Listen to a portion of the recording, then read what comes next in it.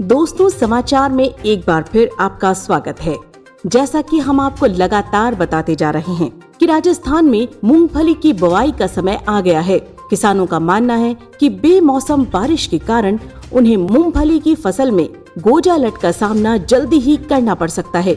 चलिए आपको लेकर चलते हैं कुछ किसानों के पास और सुनते हैं उनकी बात। मैं मूंगफली की खेती लगभग 14 साल से कर रहा हूँ और पिछले कुछ सालों में बेमौसम बारिश के कारण मूंगफली में गोजालट जल्दी आने लगती है। तो गोजालट से फसल को बचाने के लिए आप क्या करते हैं? कई सालों से मैं तो जापानी डेंटोत्सु का ही इस्तेमाल कर रहा हूँ, क्योंकि ये ही है गोजालट का पक्का इलाज। लेकिन डेंटोत्सु ही क्यों? आजकल तो बाजार में कई सस्ते प्रोडक्ट्स भी आ गए हैं। मैंने तो ये गलती एक बार कर ली थी, लेकिन अब कभी नहीं करूँगा।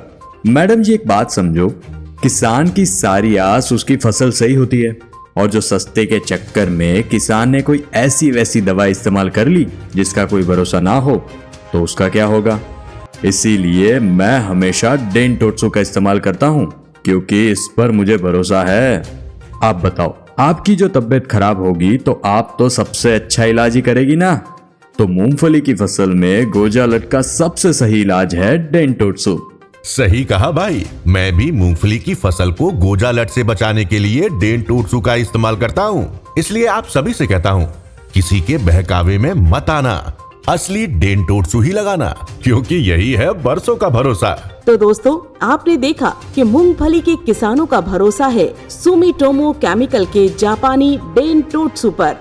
तो आप भी अपनी मूंगफली की फसल को गोजालट से सुरक्षित रखने के लिए इस्तेमाल करें सुमिटोमो केमिकल का डेंटोत्सु। और हाँ, डेंटोत्सु की खुशियों का पिटारा स्कीम का लाभ जरूर उठाएं, जिसमें हर 1 किलो डेंटोत्सु की खरीद पर आपको मिलेगा निश्चित इनाम। तो आज ही मूंगफली के बीज उपचारण के लिए लेकर आए डेंटोत्सु। आज के समाचार में बस इतना ही। नमस्कार।